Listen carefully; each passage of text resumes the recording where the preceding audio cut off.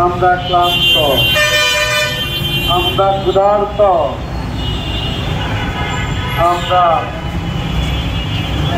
লজ্জিত, আমরা অপমানিত।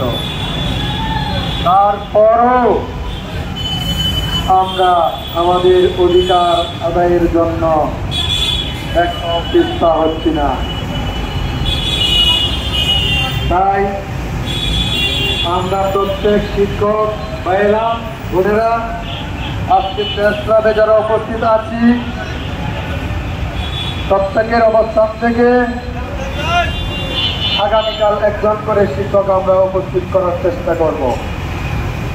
যারা এখনো আসে নাই তারা যেন আগামীকাল 10টার মধ্যে প্রেস ক্লাবে উপস্থিত থাকে।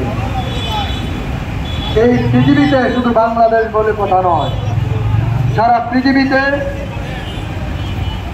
কোনো জাতি, কোনো গোষ্ঠী যেই হোক অধিকার আদায়ের জন্য রাজপথে থেকে লড়াই করে